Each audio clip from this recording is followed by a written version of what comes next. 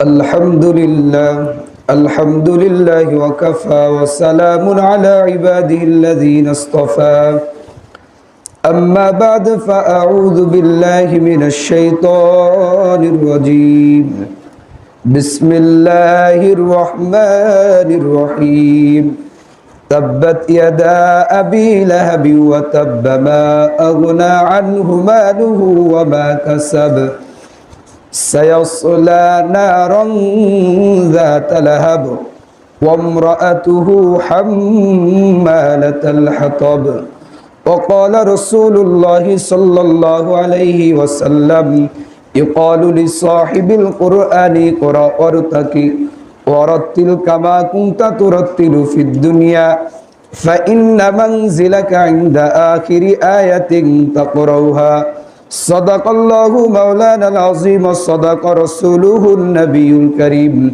ونحن على ذلك لمن الشاهدين والشاكرين والحمد لله رب العالمين اللهم صل على محمد وعلى آل محمد كما صليت على إبراهيم وعلى آل إبراهيم إنك حميد مجيد اللهم بارك على محمد وعلى آل محمد كما باركت على إبراهيم وعلى آل إبراهيم إنك حميد مجيد আলহামদুলিল্লাহ আল্লাহ তাআলার দরবারে শুকরিয়া আদায় করি যে মহান রব আমাদেরকে শুক্রবার জুমার দিন সপ্তাহের মধ্যে দামি দিন এই দিনে আল্লাহ তাআলা তার ঘরে আসার এবং বসার সুযোগ করে দিয়েছেন এই জন্য রবের দরবারে শুকরিয়া আদায় করি আলহামদুলিল্লাহ।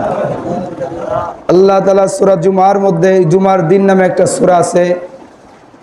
আল্লাহ তাআলা বলে ইয়া আইয়ুহাল্লাযীনা আমানু হে ঈমানদারেরা ইযা নুদিয়া লিস-সালাহ যখন জুমার নামাজের আযান হয় মি ইয়াউমিল জুমআ ফাসআউ ইলা যিকরিল্লাহ তখন তোমরা জুমার নামাজের আযান যখন হয়ে যায় দুনিয়ার সব কাজকর্ম সব কিছু আল্লাহ রাসূল বলে মানুষের জন্য তখন নিষিদ্ধ হয়ে যায়, পুরুষ মহিলা সকলের জন্য।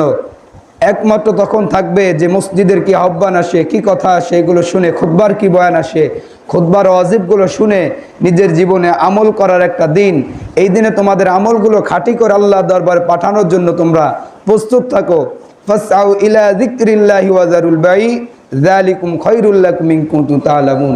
আবার যখন নামাজ শেষ হয়ে যায় বাইরে যাওয়ার পরে তোমরা আল্লাহর জিকিরে মশগুল থাকো, যেন দুনিয়ার কোনো দুনিয়ার কোনো কিছু যাকে যেন তোমাকে আল্লাহর থেকে দূরে না সরায় দেয়, এই জন্য তোমরা আল্লাহর জিকিরে থাকো।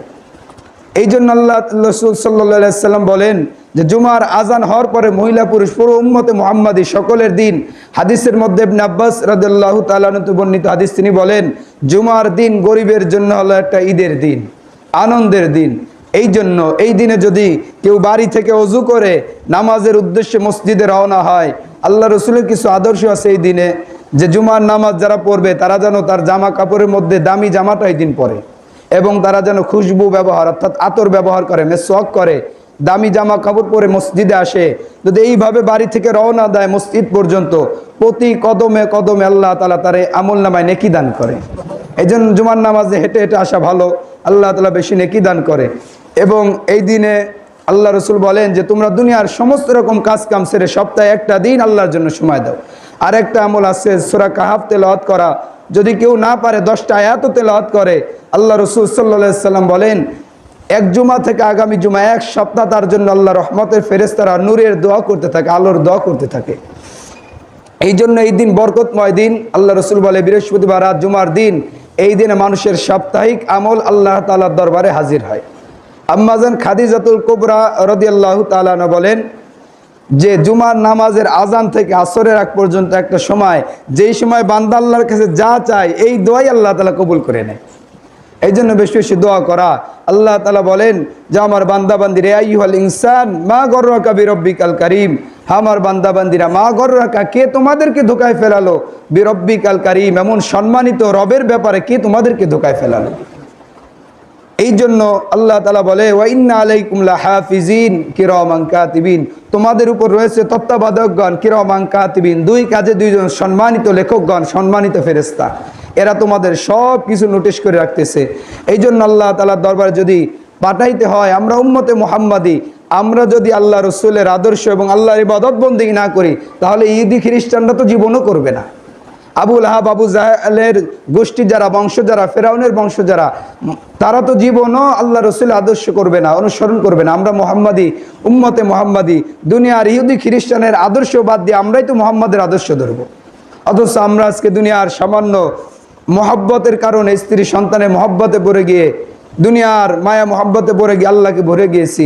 এই কথাই আল্লাহ তাআলা সূরা ইনফিতারের মধ্যে বলতেছে, ইযাস সামাউ ফাতারাত, যখন সমস্ত আসমানগুলো ফেটে চূর্ণ বিচ্ছিন্ন হয়ে যাবে, ওয়া ইযাল কাওয়াকিবু তাসারাত, এই আসমানের তারকাসমূহ দেখতেছে, সমস্ত তারকাসমূহ খসে খসে পড়বে, ওয়া ইযাল বিহারু ফুজ্জিরাত, এই যত সমুদ্র দেখো সব উত্তপ্ত হয়ে তখন সমস্ত সমুদ্রগুলো নষ্ট বিনষ্ট হয়ে যাবে। ওয়া ইযাল কুবুরু বুসিরাত, আল্লাহ বলে যত কবর দেখতেছো এই সমস্ত কবরগুলোকে উন্মোচন করে দেওয়া হবে, খুলে দেওয়া হবে, সমস্ত লাশগুলো বের হয়ে যাবে। আল্লাহ তাআলা বলবে তখন তোমরা আফসোস করবে, আলিমাত নাফসুম মা কদ্দামাত ওয়া আখখারাত, আমি কি এনেছি আর কি দুনিয়াতে রেখে এসেছি। এরপরে আয়াতে আল্লাহ বলে, ইয়া আইয়ুহাল ইনসান, হে দুনিয়ার মানুষ, হে দুনিয়ার ইমানদারেরা, মা গর্রকা, কে তোমাদেরকে ধোকায় ফেলালো, বিরব্বিকাল কারীম, এমন দয়ালু মনিবের ব্যাপারে কে তোমাদেরকে ধোকায় ফেলালো। আল্লাহ তাআলা তখন মায়া বিশ্বরে ডাক দিয়ে বলে, মা গর্রকা বিরব্বিকাল কারীম, আমার বান্দা যখন গুনার দিকে যাইতে যায়, নামাজ বাদ দিয়ে রাস্তাতে হেঁটে চলে যায় মসজিদের সামনে দিয়ে, তখন নাকি আল্লাহ জানো বারবার বলতেছে, মা গর্রকা বিরব্বিকাল কারীম, এমন দয়ালু রবের ব্যাপারে কে তোমাদেরকে ধোকায় ফেললো, কে তোমাদেরকে আল্লাহর কাছ থেকে দূরে সরে নিয়ে গেল। এই কথা আল্লাহ তাআলা বলতেছে, আমার রসুলের আদর্শ বলো, রসুলের বিরোধিতা করবা তো আবু লাহাবের মতো পরিস্থিতি তোমাদেরও অবস্থা হবে। রসুলের বিরোধিতা করবা, অনেক মহিলা আছে চগলখড়ি করে, মানুষের নামে মিথ্যা অপবাদ দেয়, এদেরকে আল্লাহ তাআলা বলতেছে, ওমরাতু হাম্মালাতুল হাতাব, আবু লাহাবের স্ত্রী চগলখড়ির কারণে, রসুলকে পাগল বলার কারণে, মানুষের পিছনে পিছনে বদনাম করার কারণে তাকে আল্লাহ তাআলা জাহান্নামের লাকড়ি যেমনি বানাইছে, তোমাদেরকে যেই মহিলাদেরকে আল্লাহ চগলখড়ির কারণে এরকমের জাহান্নামের লাকড়ি বানায় রাখবে। কারণ আল্লাহ রসুল বলে, আমি যখন জাহান্নাম দেখতে গেলাম তখন দেখি যে কিছু সংখ্যক মহিলা, তাদের পরিস্থিতি একেবারে খারাপ, কিছু সংখ্যক লোক, বললাম ইয়া আল্লাহ তাআলা, ফেরেশতা জিবরাইল, এই লোকগুলো কারা যাদের এই পরিণতি, এই অবস্থা? এই লোকগুলো তারা যারা দুনিয়াতে মানুষের পিছনে মানুষের বদনাম শিকায়ত, গীবত শিকায়ত করতো। গীবতকে মোটে নিজের আপন করে নিছে, গীবতকে মনে করতেছে না যে আমি মানুষের নামে বদনাম করতেছি, যার দ্বারা আমার আখিরাত বরবাদ হয়ে যাইতেছে। এই জন্য আল্লাহ তাআলা বলে যে আবু লাহাবকে কেন আল্লাহ তাআলা এই পরিণত করলো, শুধু এই মুহাম্মদের আদর্শ ছেড়ে দিয়ে নিজের আদর্শ, নিজেকে দাবি মনে করলো, মুহাম্মদকে পাগল বলল, মুহাম্মদের আদর্শ মেনে নিল, যেই নাকি মুহাম্মদ সাল্লাল্লাহু আলাইহি সাল্লামের বিরোধিতা করলো, তখন সূরা লাহাব আল্লাহ তাআলা নাজির করে বলতেছেন, বিসমিল্লাহির রহমানির রহিম, তাব্বাত ইয়াদা আবি লাহাব, ধ্বংস হোক আবু লাহাব এবং আবু লাহাবের স্ত্রী, অর্থাৎ ধ্বংস হোক আবু লাহাব এবং তার দুই হাত। বলে দুই হাত ওঠানোর কারণ কি? সে তো একটা পাথর নিয়ে মুহাম্মদ সাল্লাল্লাহু আলাইহি সাল্লামকে মারার জন্য চেষ্টা করলো। আল্লাহ তাআলা বলে তাফসিরে মাজহারিয়াতের মধ্যে আল্লামা সানাউল্লাহ পানিপতি রাহমাতুল্লাহ আলাইহি বলেন, যখন নাকি একটা হাত দিয়া আল্লাহর বান্দাদেরকে তোমরা আঘাত করতে যাবা, দুইটা হাতও তখন তোমার লড়বে, এবং আল্লাহর নবী, আল্লাহ ওয়ালাদের বিরুদ্ধে যখন তোমাদের হাত চলে যাবে, তখন আল্লাহ তাআলা বলে তাব্বাত ইয়াদা আবি লাহাব, তখন আল্লাহ তাআলা আবু লাহাবকে বলতেছে, ইয়াদা আবি লাহাব, আবু লাহাবের দুই হাত ধ্বংস হয়ে যাক। বলে আবু লাহাব যখন পাথর দিয়ে আঘাত করছিল, চাইতেছিল এক হাত দিয়ে, তখন তারা আর এক হাত আগাইতেছিল, এবং আল্লাহ তাআলা এটাও শিখিয়ে দিতেছিলেন যে আমার রসুলের দিকে যাদেরই হাত উঠবে না কেন উলামায়ে কেরামের বিরুদ্ধে, তাদেরই পরিণতি কিয়ামত পর্যন্ত এরকমেরই হবে। ওয়াতাব্বা, এবং আবু লাহাব নিজেও ধ্বংস হয়ে যাক। আল্লাহ তাআলা বলে তারপরেই, মা আগনা আনহু মালুহু ওয়া মা কাসাব, আবু লাহাবের এমন একজন যাকে আব্দুল উজ্জা বলা হয়তো, চেহারা সুন্দর, কোনো কিছুর অভাব ছিল না, তার টাকা পয়সা ধন দৌলত কোনো কিছুর অভাব ছিল না, তবু আল্লাহ তাআলা বলতেছে মা আগনা আনহু মালুহু ওয়া মা কাসাব, তার ধন সম্পদ কোনো কিছুই আবু লাহাবের কোনো কাজে আসে নাই, কেউ তাকে বাঁচাইতে পারে নাই। এরপরে আল্লাহ বলতেছে সায়াসলানা রংজাত লাহাব, আবু লাহাবের স্ত্রী এবং আবু লাহাব দুইজনে অবশ্যই একদিন অচিরেই তারা শিখাময় আগুনের মধ্যে, জাহান্নামের মধ্যে নিক্ষিপ্ত হবে। এখন বলতে পারি আবু লাহাব মুহাম্মাদের ব্যাপারে পাগল পাগল বলতো, মুহাম্মদ সাল্লাল্লাহু আলাইহি সাল্লামের বিরোধিতা করত, কিন্তু আবু লাহাবের স্ত্রীর কি দোষ ছিল? আবুল আহাবের স্ত্রী উম্মে জামিল তার নাম ছিল। এই উম্মে জামিল মুহাম্মদ সাল্লাল্লাহু আলাইহি সাল্লাম যখন দাওয়াত দিত, এ মানুষের বাড়ি বাড়ি যে পিছনে নিজের চাচি হয়, আবার নবীজির আপন বিয়ান, দুই দিক দিয়ে আত্মীয়, বাড়ি বাড়ি এ মানুষের কাছে মক্কার সমস্ত ফ্যামিলির কাছে বলতো যে আরে মোহাম্মদের কথা তোমরা শুনো, মোহাম্মদের ঘরে জিন আছে, মোহাম্মদ তো পাগল, এই পাগলের কথা কেউ শুনেনি। এখন মক্কার ফ্যামিলির লোকেরা বলে যদি পাগল হয়, পাগল তো মানুষ এমনি বুঝে যে পাগল, তাহলে পাগল এইটা বলার জন্য মক্কার বড় বড় লিডাররা কেন আইছে? মোহাম্মদ যদি পাগল হয় তো পাগলই, তার নিশ্চিতের মধ্যে কোনো কারণ আছে। চলো যদি পাগল হয় চলো আমরা মোহাম্মদের কাছে যাব, যে মোহাম্মদ কি আসলেই পাগল কিনা। আল্লাহ রসুল ডাক দেয়, প্রভু আমার, রব আমার, আমার চাচি, আমার আপন চাচি, আমার বিয়ান সাহেব আবার আমার চাচি, দুই দিকের আত্মীয়, আমার নিজের পরিবারের লোক যদি আমাকে পাগল বলে, আমি মোহাম্মদ এতিম নবী এই জামানায় কার কাছে যাব? তখন নবীজি কান্দা কাঁদে বলে যে আমার নিজের আপন লোক যদি আমার বিরোধিতা বলে, আমাকে পাগল পাগল বলে, তাহলে এই কষ্ট আমি আল্লাহ কার কাছে বলবো? তখন ওই মক্কার লোকগুলো বলতেছে যদি মোহাম্মদ পাগল হয় চলো যাই মোহাম্মদের কাছে, যে মোহাম্মদ কেমন পাগল নাকি, নিজের না চোখে দেখলে তো বিশ্বাস হবে না। তখন ইতিমধ্যে নবীজি তখন হাতিমে কাবায়, কাবা ঘরে বসে পাশে বসে আবু বক্করকে নিয়ে তখন আল্লাহ রসুল কোরআন তেলাওয়াত করতেছে। আবু বক্কর পাশে বসা, উরুতে দিয়ে নবীজি মাথা দিয়ে কোরআন তেলাওয়াত করতেছে।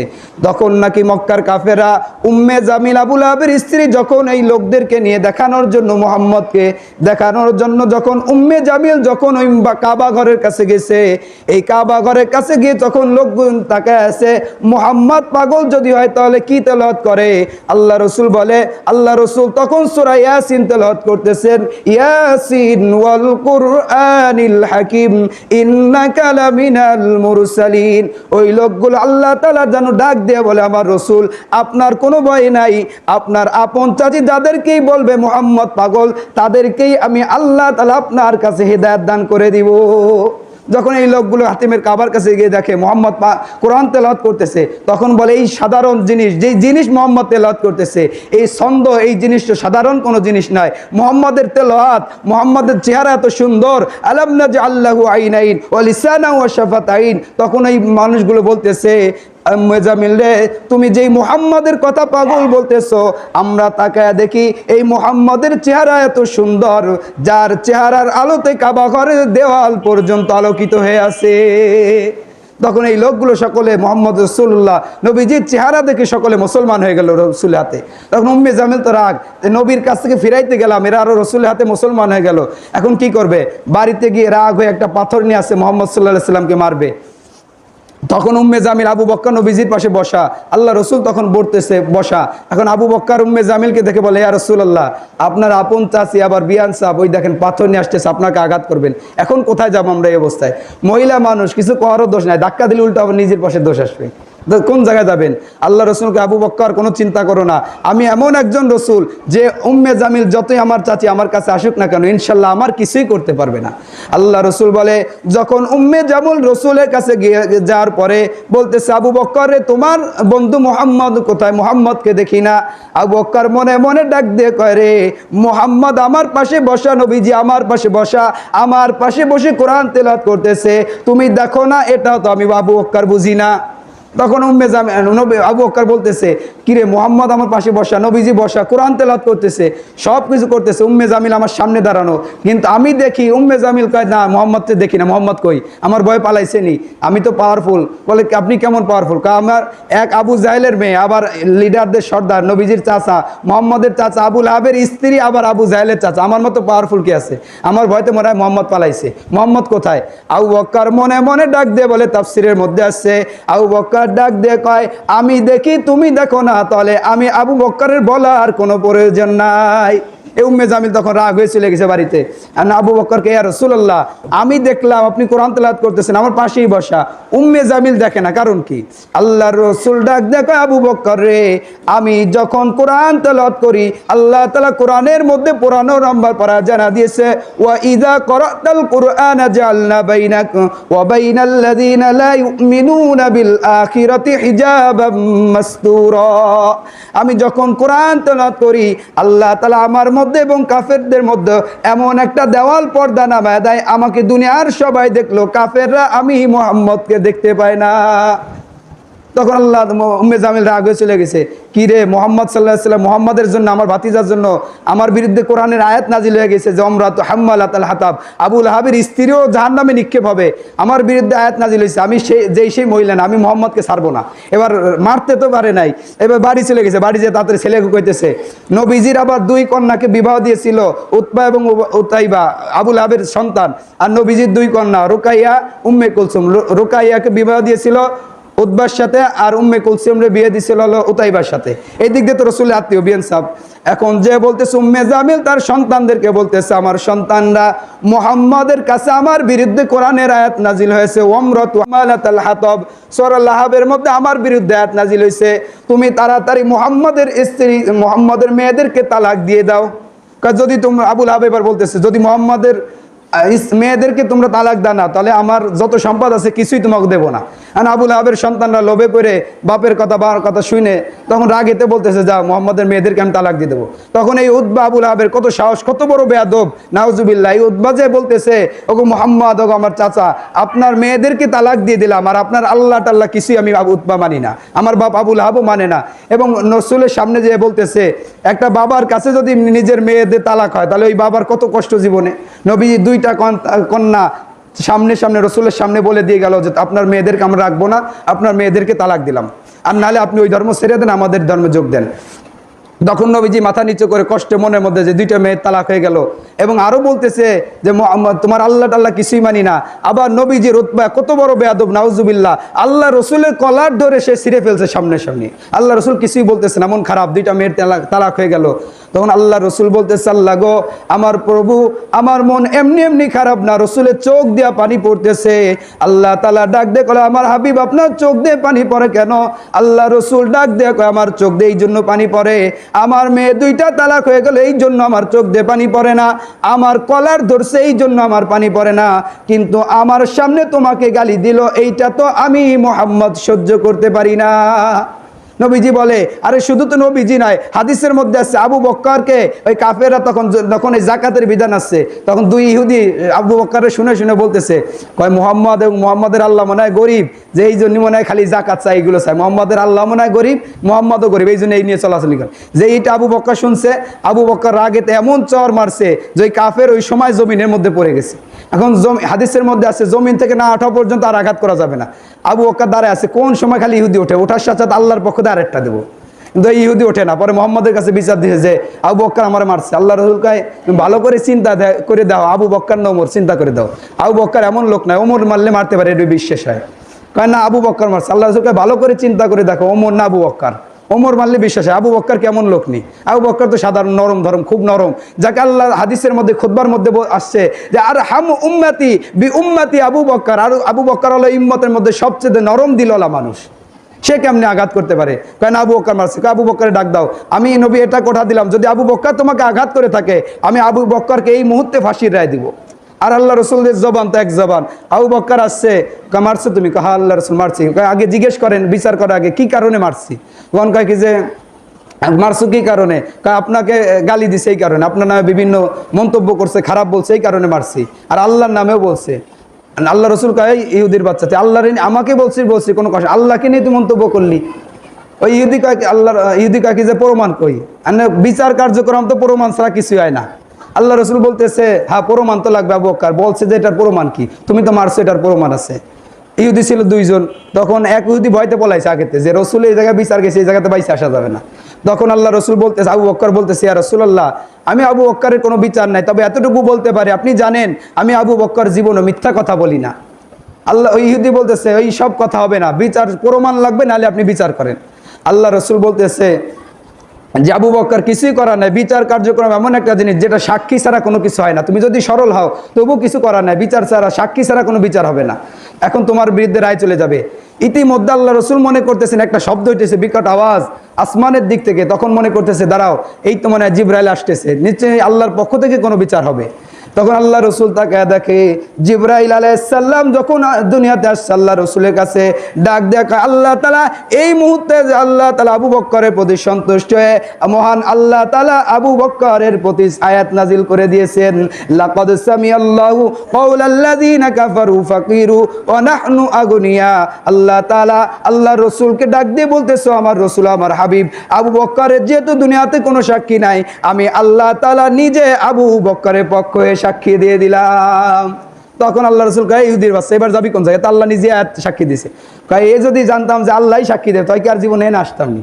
আল্লাহ রসুল কয় তা আমি তোর চর দিতেছিলাম দুইটা, একটা হলো আপনার পক্ষ দিয়ে, একটা হলো আল্লাহর পক্ষ দিয়ে। আল্লাহর পক্ষটা বাকি আছে, আর আপনি আরেকটা মারেন আল্লাহর পক্ষ দিয়ে। আল্লাহ রসুল বলতেছে যে আবু বকর এমন নরম দিললা, আল্লাহ রসুল এমন নরম দিললা যে কাউকে আঘাত করে না। সে আল্লাহ রসুলের সামনে যখন আল্লাহর নামে কথা বলছে তখন আল্লাহ রসুল সহ্য করতে পারে নাই। আল্লাহ তাআলা বলে যে আপনি আমাকে নিয়ে কষ্টে আছেন, আমি আল্লাহ তো এই চিন্তা করতেছি যখন কোনো বাবা তার সন্তানকে মারে মা কষ্ট পায়, কোনো সন্তান যদি তার বাবাকে আঘাত করে তখন বাবা কলম কষ্ট পায় না। যদি আপনার ছোট বাচ্চা বা ছোট নাতি কোলে ওঠে, আপনার দাড়ি ধরে টান দেয়, চুল ধরে টান দেয়, কোনো বাপ মা জীবনে কষ্ট পায়? বাপ মা কষ্ট পায় না, কিন্তু দূরের মানুষ দেখলে মনে করে যে এত সন্তানটা এত খারাপ কেন, বাপ মার চুল ধরে টানাটানি করে, কিন্তু বাবার কাছে কিন্তু মজা লাগে। ঠিক তেমনি ভাবে আল্লাহ তাআলা বলতেছে যে আমাকে নিয়ে যদি আবুল আহাবের সন্তান উতবা যদি আমাকে আঘাত করতো, আমি আল্লাহর কোনো কষ্ট লাগতো না, কিন্তু আমার সন্তানের মতো মুহাম্মদ সাল্লাল্লাহু আলাইহি সাল্লামকে আঘাত করছে, আমি আল্লাহ তাআলা সহ্য করতে পারি না, আপনি দোয়া করেন সঙ্গে সঙ্গে আমি আবুল আহাব এবং তার সন্তানদেরকে ধ্বংস করে দিব। তখন আল্লাহ রসুল দোয়া করলো যে আল্লাহ তাআলা তুমি আবুল আহাবের সন্তান উতবার পিছনে কুকুর লাগায় দাও। আল্লাহ রসুল এমন দোয়া করতে দেরি, আল্লাহ তাআলা দোয়া হোক বদ হোক আল্লাহর কাছে কবুল হইতে 1 সেকেন্ডও দেরি হয় না। রসুলের দোয়া মুজিবুদ দাওয়া। তখন আল্লাহ রসুল দোয়া করলো এই আবুল আহাবের সন্তান যখন সিরিয়ার উদ্দেশ্যে রওনা হলো ব্যবসার জন্য, তখন আসার সময় এক জায়গায় স্থান করলেন বসবে এই জায়গায়, তখন রাতের বেলায় আবুল আহাব তো কইছে যে মুহাম্মদ দোয়া করছে নিশ্চয়ই এই দোয়া কবুল হবে, বিপদ আসবে, সাবধান, আমার সন্তানকে তোমরা ভালো রাখো। উতবা কইতেছে আমাকে সাবধান রাখো, যদি কুকুরে আমার ধরে ফেলায় বা বাঘে, মোহাম্মদের বদদোয়া তো আমার সাথে আছে। তখন ওরা বলতেছে কাফেররা যার আপনি আমাদের লিডারের সর্দারের ছেলে, আপনার কিছু হইতে দেবো না, আপনি বস্তা বাস্তি যা কিছু আছে এর উপরে ঘুমান, আমরা নিচে ঘুমায় সারিদার দিয়ে আপনার পাহারা দিই। আবুল আহাবের সন্তান উতবা তাকায় দেখতেছে হঠাৎ করে ইতিমধ্যে পাহাড় থেকে একটা বাঘ আমার ওর দিক তাকায় আছে, একেবারে নিরিখ করে উতবার দিক তাকায় আছে।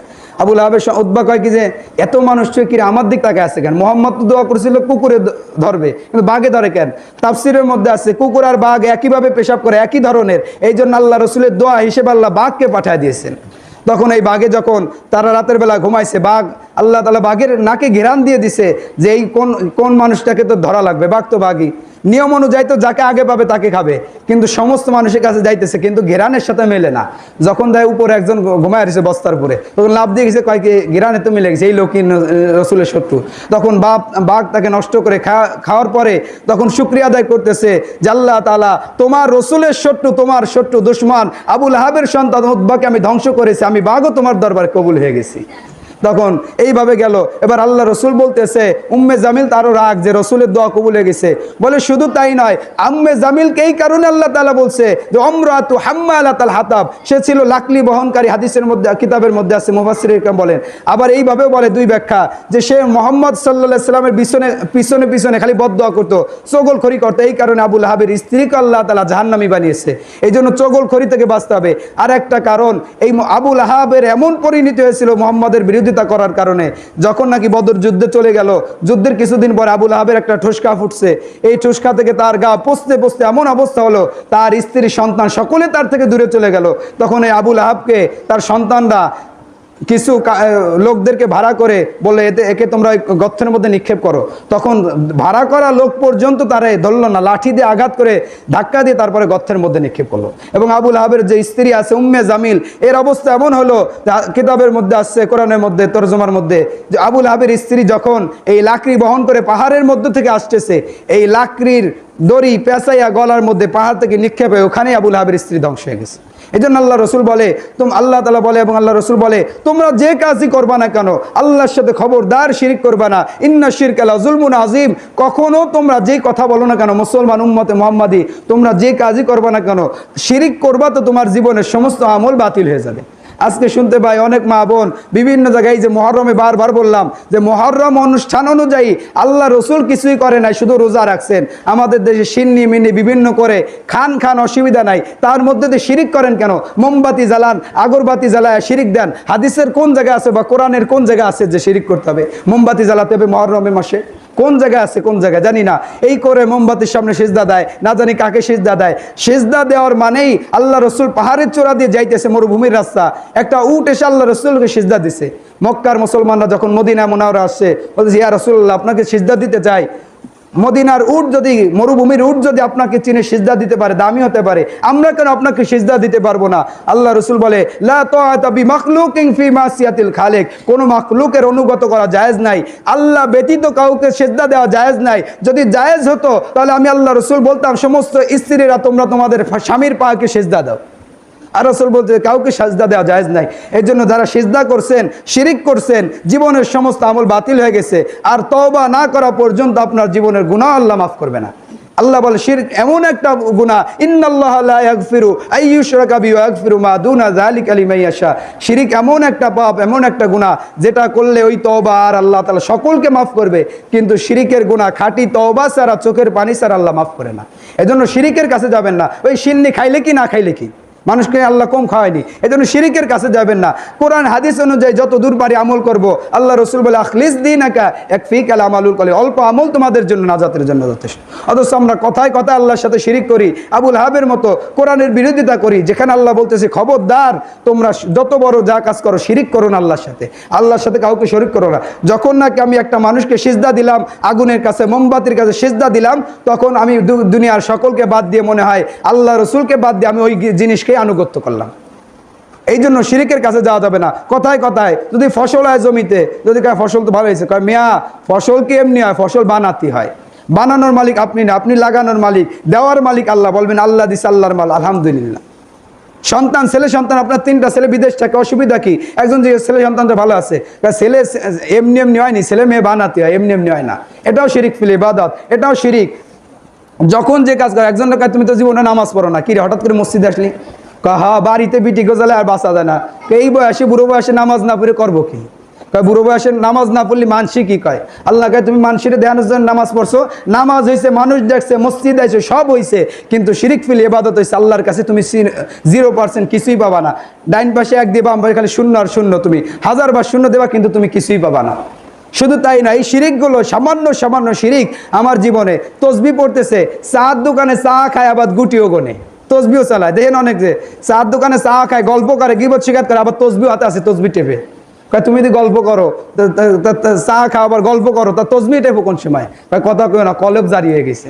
কলব জারি হলে আবার হাতে তসবি লাগে কেন? দিল দিয়ে তো কলব জিকির করা যায়। এই জন্য এগুলো সব মানুষকে দেখানোর জন্য। একজন সারা জীবন কিছুই খাওয়ায় না, বাপ মা মারা গেছে, কোনোদিন খাওয়ায় না, দিন তারিখ নির্ধারণ করে 41 3 দিনা নির্ধারণ করে খাওয়ায়। তুমি না শুনলা যে এইভাবে খাওয়ানো জায়েজ নাই, তা খাওয়ালা কেন? কয় না খালি মানসি কি কয়, আল্লাহ কয় মানসি কি কয়, এই জন্য করলে এটাও শিরিক ফিল ইবাদত। এই শিরিকগুলো যখন করবা, মহিলারা আছে কিছু যে সামান্য সামান্য বিষয়ে মান্যত করে ফেলে। হাদিসের মধ্যে আছে, আল্লাহ রসুল বলে মসজিদে মান্যত করা জায়েজ নাই।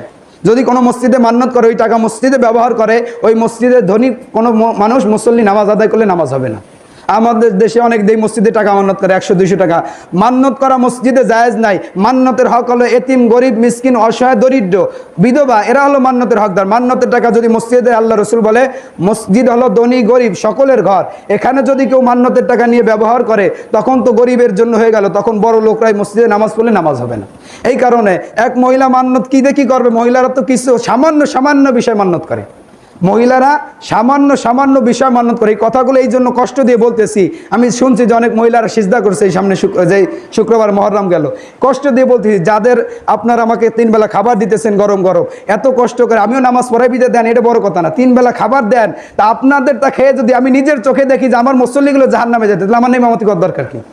আমি যদি দেখি যাদের হাতের রান্না খেয়ে আমি নামাজ পড়তেছি, ইমামতি করতেছি, অথচ আমার সামনে সেই মানুষগুলো বিভিন্ন ধোকায় পড়ে তারা অন্য মানুষকে সিজদা, আগুনের সামনে সিজদা করতেছে, শিরিক করতেছে, তাদের ঈমান আমল বাতিল হয়ে যাইতেছে, এই মহিলাগুলো জাহান্নামে যাইতেছে, তাহলে আমার দরকার কি? আর আমি বুঝে আসি না যে আপনারা কেমন স্বামী বা শ্বশুর যে নিজের স্ত্রী পুত্রবধূকে বিভিন্ন জায়গায় পাঠিয়ে দেন। কই আমাদের বাড়ি তো মহিলারা আছে, কারা তো ঘর থেকেও বের হয় না, কিসের কাজ সেননি? মহিলা মানুষটা আল্লাহ নিজেই বলতেছে অকরনা ফি বুয়ুতিকুন্না ওয়ালা তাবাররাজনা, ও আমার মা বোনেরা তোমরা ঘরে অবস্থান করো শেষ জামানায়, অথচ নিজেদের মা বোনদের কাপড়। এই জন্য কষ্ট করে বলতেছে এই কথা যে মা বোন যারা আছে, যারা শিরিক ফেলে ইবাদত করছি, চোখের পানি ছেড়ে তওবা করে, নাহলে জীবনের গুনাহগুলো মাফ হবে না। যতই নামাজ ইবাদত বন্দি করেন সব বাতিল হয়ে গেছে, আল্লাহকে তওবা করেন আবার ইবাদত বন্দি করেন, নাহলে কলাম জাহান্নাম ছাড়া কোনো উপায় নাই। এক মহিলা মান্যতে এত গুরু, আল্লাহ রসুল বলতে খবরদার তোমরা মান্যতের কাছেও যাবা না, বেশিরভাগ না পারলে যাওয়ার দরকার নেই, যদি প্রয়োজন হয় করবেন, তাও করার একটা সিস্টেম আছে, এটা বলি, এটা সকলে বোঝেন। এক মহিলা মান্যত করছে, কাল্লা ছেলে মেয়ে হয় না, কাল্লা যদি আমার একটা ছেলে দাও তাহলে 7 দিন জিতা কবরে থাকবো। চিন্তা করছে না মরার পরে কি আর সেই চিনতে পারি না, এই মহিলা 7 দিন জিতা কবরে থাকবে। আল্লাহ তো সহজ সরল চাইছে, দিয়ে দিছে। ছেলে হয়েছে, কবরে তো থা লাগবে, নিয়ত করছে, মান্যত করছে, মান্যত পূরণ করতে ওয়াজিব, নাহলে তো বিপদ আছে ওরে। আল্লাহ 7 দিনে ছেলে মেয়ে হয়েছে, এখন কয় কি বাচ্চা ছোট, কেবল দুধ ছাড়া এলো, তারপরে থাকবানি, দুধ ছাড়াইছে, কয় এনে যদি এটা ছুঁয়ে যায় তাহলে এটা খাবে কি? 2 মাস যাক, 2 বছর যাক, 2 বছর চলে গেছে, স্কুলে প্রাইমারিতে গেছে, এটির মধ্যে আবার মুসলমানের সময় হয়েছে, কেন যদি মুসলমান এটা দিছে, কেবল গা শুকিয়ে এলো, তারপরে কবরে থাকবানি, এনে যদি মানত পূরণ করতে যায় তাতে মারা যাবে, যার জন্য মানত করছি। এই করতে করতে হাই স্কুলে উঠে গেছে, কয় এবার তোর মানত পূরণ কর। মানত করছিলে না ছেলের জন্য যে কবরে থাকবা, কয় হ্যাঁ কেবল হাই স্কুলে উঠলো, এনে ওরে একটা মাত্র পোলা, ওরে থুয়ে যদি মানত করতে যায় কবরে থাই, তো ও তো না খেয়ে মরে দেবে, দেবে কিনা, রান্না বান্না করে দেবে কিনা, এর লাগে মানত পূরণ করবে। এই করতে করতে বিয়ের সময় চলে আসে, এনে বিয়ে শাদী দেবে, ইতিমধ্যে আল্লাহ তাআলা স্বপ্নে দেখা দিছে, কি রে তোর ছেলেরে বিয়ে দিলি, সব করলি, মান্নত করছিলে যে ছেলে হলি 7 দিন জিতা কবরে থাকবি, সেই মান্নত গেল কনে, তাড়াতাড়ি মান্নত কর, নাহলে তুইও যাবি তো ছেলেও যাবে। তখন এই মহিলা কয় বাবা তোর জন্যই তো মান্নত করছিলাম, তা তুই থাক, বিয়ে শাদী করিস, আমি যাই, আমার লেগে একটা কবর টবর খোঁজ। তো কবর তো খুঁজবি, তাই মাঝখান দিয়ে একটু ফাঁক রাখ, যাতে একটু দেখতে পারি, না তো মরে যাবার এমনি। আল্লাহ আবার স্বপ্নে দেয়ছে, কবর খুঁজবা, কবর কি ফাঁক রাখ জিনিস নেই, কবরে ফাঁক রাখলে গেলাম কবর হবে না, ফাঁক রাখা যাবে না। আল্লাহ রসুলকে এমন তো অবস্থায় কি করবো, মান্নত তো করে ফেলাইছো। আল্লাহ রসুল বলে এমন যদি কেউ মান্নত করো যে ছেলে হয়েছে গাজির গান দেবো, আছে না এদিক, আপনার ওদিক মনে নাই, ছেলে হলে গাজির গান দেয়, গাজির গান মান্নত করা না যায়, হারাম। আল্লাহ রসুল বলে এমন যদি মান্নত কেউ করে ফেলে, এমন তো অবস্থায় কি করবা মান্নত, আল্লাহ রসুল বলে এমন তো অবস্থায় মান্নত ভাঙ্গাও তোমাদের পর অজিব।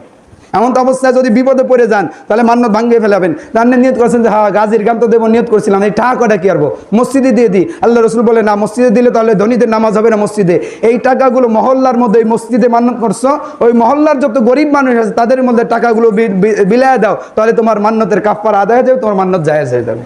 এই জন্য মান্নত করা থেকে সাবধান। কিছু 6 নয় হইলেই যদি মান্নত করি, মান্নত করার সিস্টেম হলো মান্নত করবো আল্লাহর নামে, বলে আল্লাহর নামে মান্নত করলাম, তা আল্লাহরে ঠা দেবো কেমনি? প্রশ্ন আসে না যে আল্লাহর নামে যে মান্নত করলাম যে আল্লাহ আমার ছেলেটা দাও, বিপদটা দূর করে দাও, তাহলে 2000 টাকা দেবো তোমারে, তা আল্লাহরে আবার দেবো কেন? ফাইলামি শুরু আসেনি, আল্লাহরে আবার ঠা দেওয়া যায়নি। আল্লাহ রসুল বলে না, আল্লাহর নামে মান্নত করবা, কিন্তু ওই টাকাটা তখন আল্লাহ বলে এদুল্লাহি এতিম ও মিসকিন ও ফকির ও বিধবা যারা আছে, তোমরা এই টাকাগুলো আল্লাহর নামে মান্নত করবা, কিন্তু আল্লাহ তো এগুলো নেয় না, আল্লাহর পক্ষ থেকে ওই টাকাগুলো, মান্নতের টাকাগুলো এতিম মিসকিন গরিব অসহায়দের মধ্যে বিলিয়ে দেবা, তাহলে তোমার মান্নত জায়েজ হবে। এই জন্যই সামান্য শিরিক বিদাত। একজন দাড়ি রাখে না, কয় তুমি দাড়ি রাখছো, কয় এই বয়সে যদি দাড়ি না রাখতে মানসি কি কয়, আল্লাহ কয় তুমি দাড়ি রাখছো মানুষের ধ্যানের জন্য, তোমার দাড়ি রাখা হয়েছে, সব হয়েছে, কিন্তু শিরিক ফিল ইবাদত দিয়েছে, আখিরাতে ফুটো ভাইও পাবা না। এই কারণে এই সমস্ত শিরিক থেকে বেঁচে আল্লাহ যারা শিরিক করছি তওবা করি, যেন আল্লাহ তাআলা আমাদেরকে সকলকে এই সমস্ত শিরিক ফিল ইবাদত থেকে আল্লাহ তাআলা আমাদেরকে হেফাজত করে। এই জন্য শিরিক থেকে ইবাদত করে আল্লাহ তাআলা আমাদেরকে তার খাঁটি বান্দায় রসুলের আদর্শ অনুকরণ করে, হাদিস কোরআন অনুযায়ী, মসজিদের ইমাম অনুযায়ী তারা যেই বয়ানটুকু দেয়, যেটুকু দেয়, এই অনুযায়ী চলে আল্লাহ তাআলা আমাদেরকে তার রসুলের অনুসরণ করে আখিরাতে যাওয়ার তৌফিক দান করুক। কারণ কি এই কথাই শেষ, জাল আখলিস দীনাকা ইয়াকফিকাল আমালুল কলিল, অল্প আমল করো, সঠিকভাবে করো, অল্প আমলই নাজাতের জন্য যথেষ্ট। এই জন্য আল্লাহ তাআলা আমাদেরকে এগুলো মেনে বুঝে, ইসলাম বুঝে আমল করার তৌফিক দান করুক। এবং রসুলের মহব্বত, শেষ কথা না বললেও নয়, কষ্ট করতে টাইম হয়ে গেছে, রসুলের মহব্বত এমনভাবে ঢুকান, আজকে যদি আমি মারা যাই আমি তো বলবো আমি উম্মতে মুহাম্মাদি, রসুলের মডেল, রসুলের আদর্শ, রসুলের মডেল বাদ দিয়া, আদর্শ বাদ দিয়া বিভিন্ন খেলা না যায়, এর মধ্যে আমরা ঢুকে গেছি। যদি আল্লাহ রসুল বলে যে তুমি কাকে মহব্বত করছো, তখন কি করবেন? যে আমি হযরত মাওলানা মেসি রহমতুল্লাহ আলাইহির উম্মত ছিলাম নাকি? যে আল্লাহ দুনিয়াতে তোমার মানি না রসুল, আমি তো দুনিয়াতে হযরত মাওলানা মেসি রহমতুল্লাহ আলাইহির উম্মত ছিলাম, তাকে মানছি। আল্লাহ কয় তার সাথে তুমি জাহান্নামে যাও। এই জন্য রসুলকে মানতে হবে, রসুল আদর্শ এইগুলো নিয়ে যদি কবরে যাইতে পারি, আল্লাহ তাআলা আমাদের জন্য জান্নাত সাজায় রাখছেন। আল্লাহ তাআলা আমাদেরকে আখেরাত বুঝে কোরআন হাদিস বুঝে আমল করার তৌফিক দান করুক।